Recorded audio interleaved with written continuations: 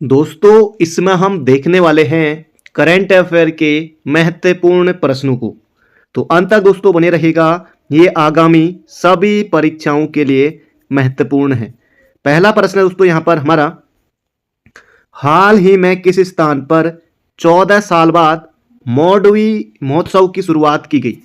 तो मौडवी महोत्सव दोस्तों ये कहाँ पर, तो इसका दोस्तों सही उत्तर हो जाएगा, जैसे यहाँ पर ऑप्शन सभी जो है वो चमोली जनपद के ही हैं, कर्णप्रयाग, नौटी या फिर गौचर।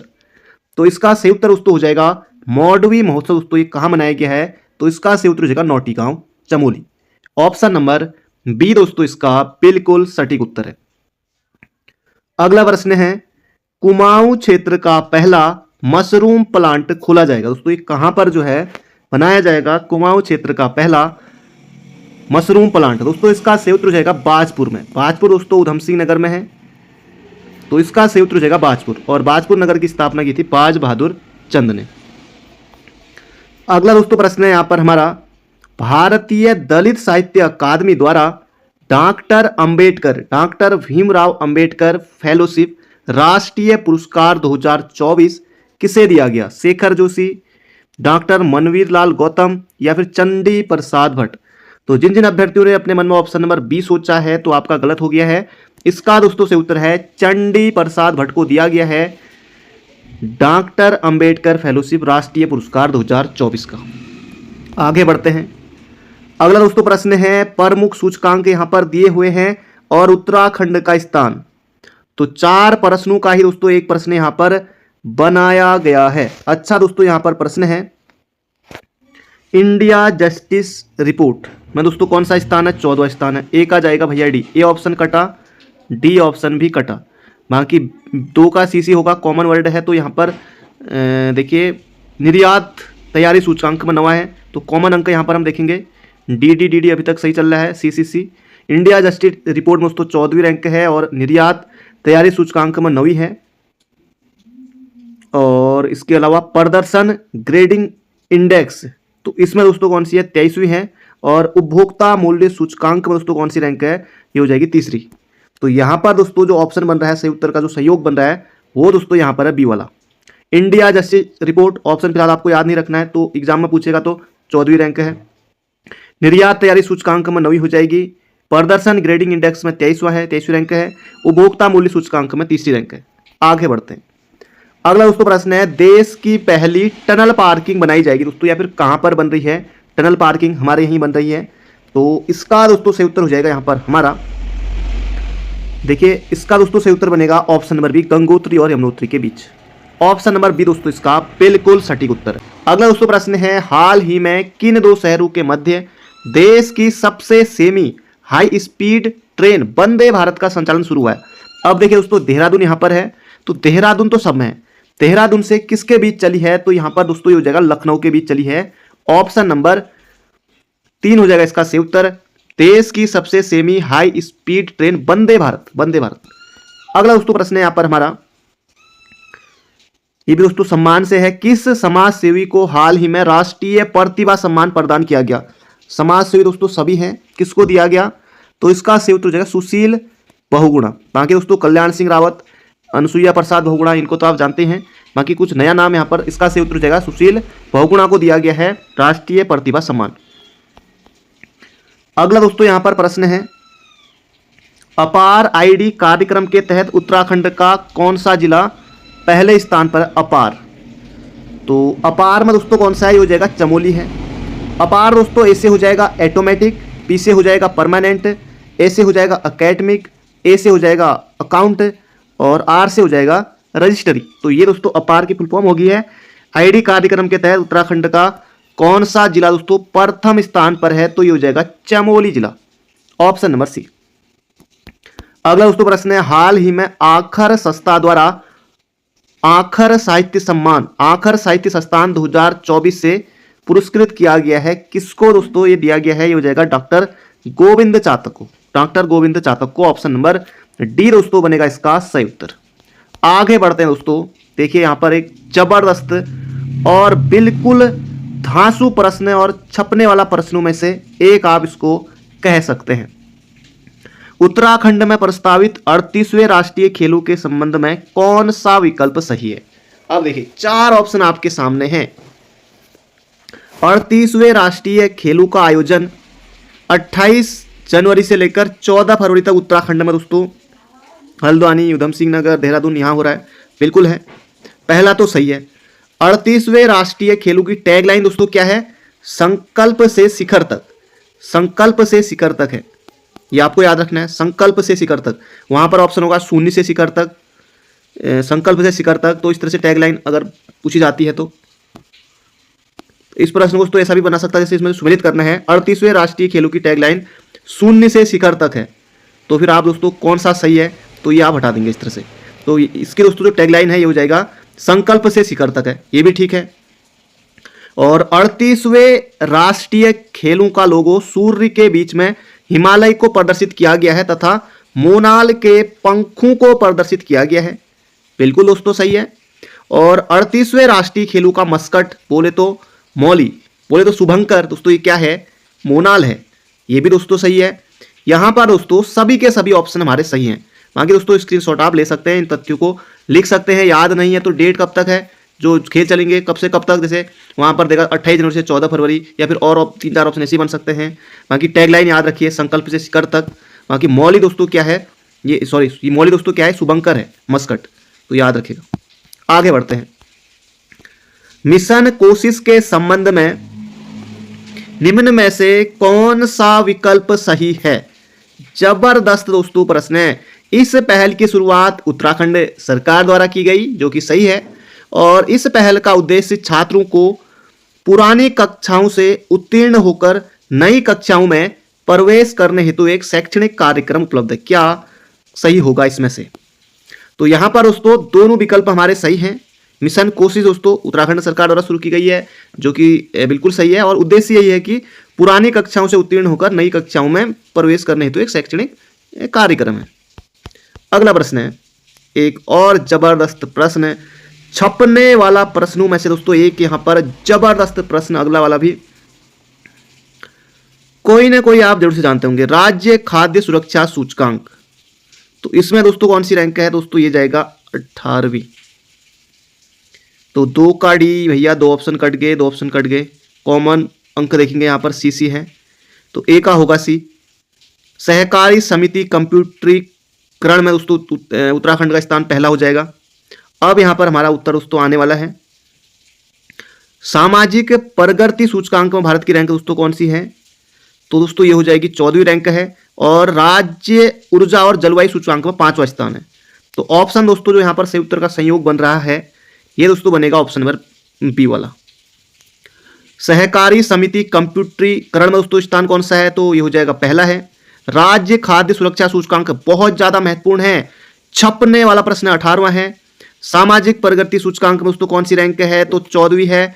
और राज्य ऊर्जा और जलवायु सूचकांक में 5वीं रैंक है। आगे बढ़ते हैं। अगला दोस्तों प्रश्न है, विकेंद्रीकृत वन प्रबंधन हेतु कितने पर्यावरणविदों को केदार सिंह रावत पर्यावरण पुरस्कार प्रदान किया गया?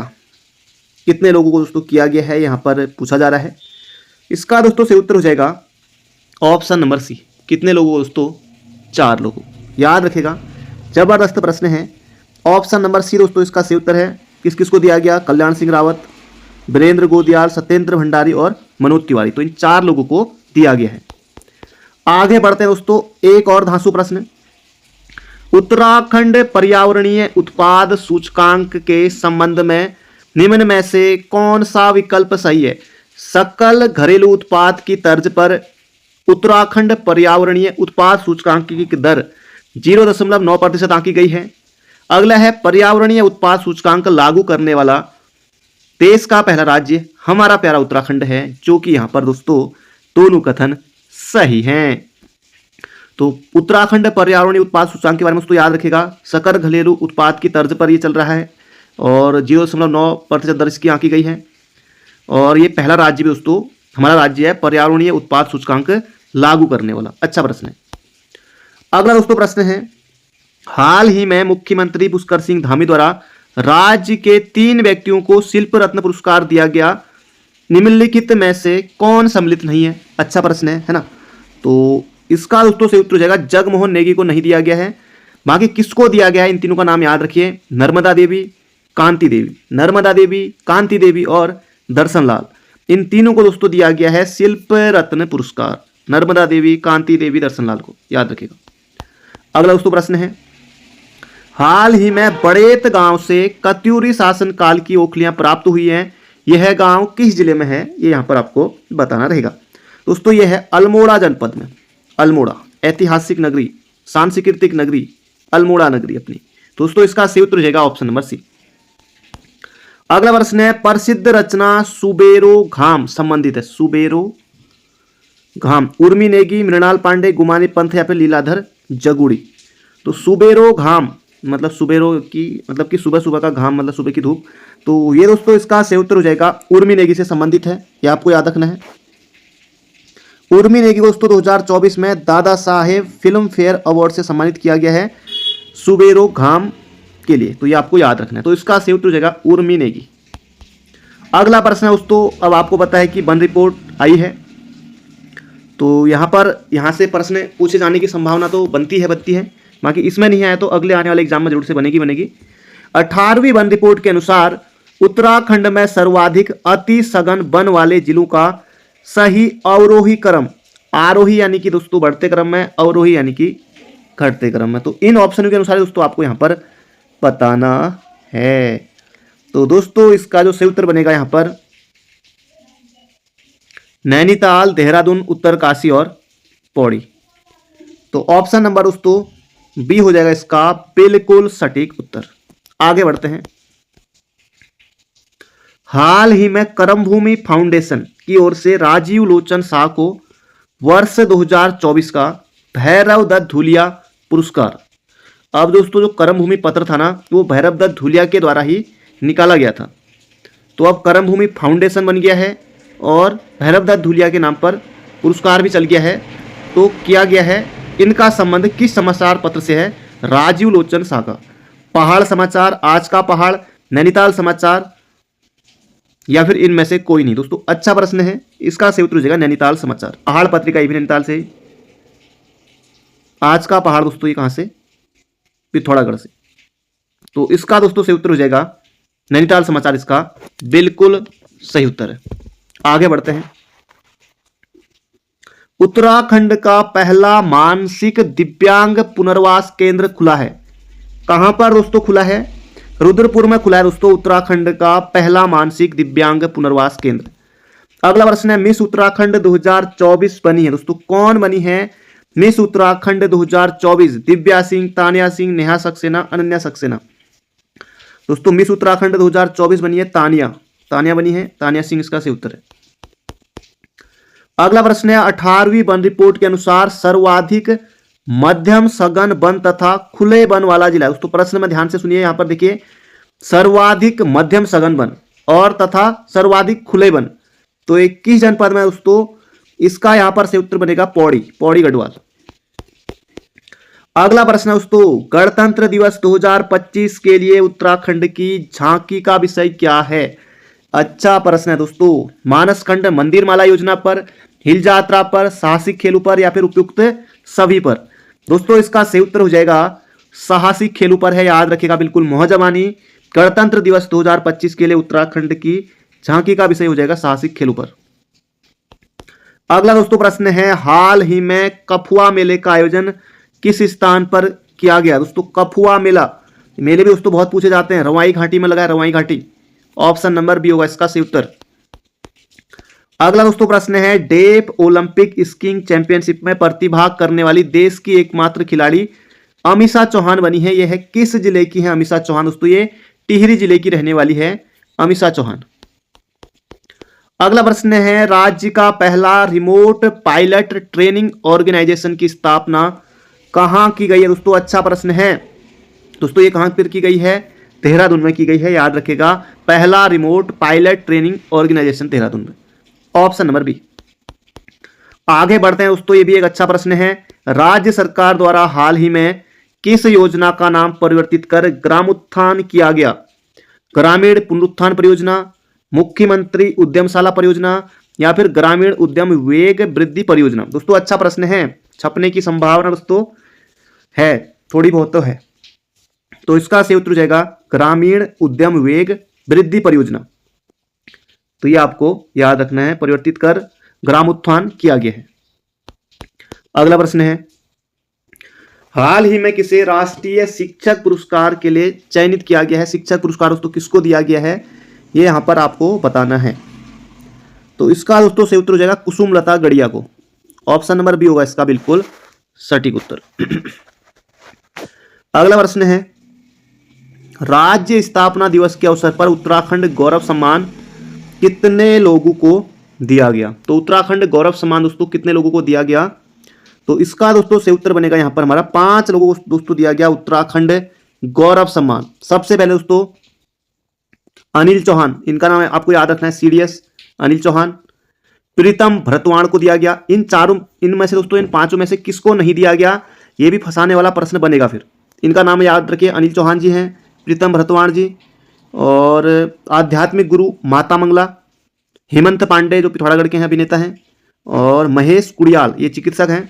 इन 5 लोगों को दिया गया है उत्तराखंड गौरव सम्मान 2024। बिल्कुल मोहजबानी याद रखेगा, छपने वाला प्रश्न है, एग्जाम में आने की प्रबल संभावना दोस्तों है प्रश्न की। अनिल चौहान, प्रीतम भरतवाण, हेमंत पांडे और आध्यात्मिक गुरु माता मंगला और महेश कुड़ियाल, 5 नाम याद रखें। अगला प्रश्न है, राज्य में मुख्यमंत्री नमक पोषण योजना की शुरुआत कब हुई? ये दोस्तों यहां पर आपको बताना है। मुख्यमंत्री नमक पोषण योजना दोस्तों ये जुलाई 2024 इसका सही उत्तर है। 6 जुलाई 2024 को मुख्यमंत्री नमक पोषण योजना की शुरुआत हुई थी दोस्तों। ऑप्शन नंबर सी बनेगा इसका सटीक उत्तर। अगला प्रश्न है दोस्तों, अंत तक बने रहेगा। अभी तक दोस्तों आपने वीडियो को लाइक नहीं किया है तो जल्द से दोस्तों एक लाइक भी कर दीजिए, और हो सके तो वीडियो को एक शेयर भी कर दीजिएगा। जो अभ्यर्थी तैयारी कर रहे हैं, जो दोस्त आपके साथी तैयारी कर रहे हैं, उनको भी। राज्य में निम्न में से किस धाम को आध्यात्मिक हिल टाउन के रूप में विकसित किया जा रहा है? अब धाम तो जैसे यमुनोत्री, गंगोत्री, बद्रीनाथ, केदारनाथ धाम, तो इनमें से दोस्तों किस धाम को आध्यात्मिक हिल टाउन? अब ये प्रश्न देखते ही कई अभ्यर्थियों के मन में सीधे सीधे आएगा केदारनाथ धाम, फिर एग्जाम में प्रश्न हो जाएगा गलत। दोस्तों इसका सही उत्तर हो जाएगा बद्रीनाथ धाम। बिल्कुल मोहजबानी याद रखिएगा बद्रीनाथ धाम को। अगला प्रश्न है, और कमेंट बॉक्स में लिख दीजिए हर हर महादेव, जय बद्री विशाल, यह सभी का आप लिख सकते हैं। अगला प्रश्न है, जल स्रोतों की गणना के लिए कौन सा मोबाइल एप्लीकेशन शुरू हुआ? दोस्तों ये प्रश्न भी अच्छा है। उन्नति, प्रहार, ईश्वर या इनमें से कोई नहीं? तो इसका दोस्तों सही उत्तर हो जाएगा ईश्वर। जल स्रोतों की गणना के लिए मोबाइल एप्लीकेशन दोस्तों कौन सा है? ईश्वर। अगला दोस्तों प्रश्न है, निम्नलिखित में से कौन सी पुस्तक को कक्षा 6 से 8 के छात्रों के लिए सहायक पुस्तिका के रूप में प्रकाशित किया गया? उत्तराखंड की लोक गाथाएं, हमारी विरासत एवं विभूतियां, उत्तराखंड एक ऐतिहासिक अध्ययन। दोस्तों इसका सही उत्तर हो जाएगा हमारी विरासत एवं विभूतियां। बोले तो ऑप्शन नंबर दोस्तों बनेगा बी यहां पर सही उत्तर। आगे बढ़ते हैं, राज्य में मुख्यमंत्री विद्यार्थी कल्याण योजना के तहत श्रमिकों के बच्चों के लिए किस प्रकार के स्कूल शुरू किए गए हैं? ये भी दोस्तों अच्छा प्रश्न है। तकनीकी विद्यालय, पीएम श्री विद्यालय या मोबाइल लर्निंग विद्यालय? दोस्तों इसका सही उत्तर हो जाएगा तकनीकी विद्यालय। मोहजबानी याद रखेगा, मुख्यमंत्री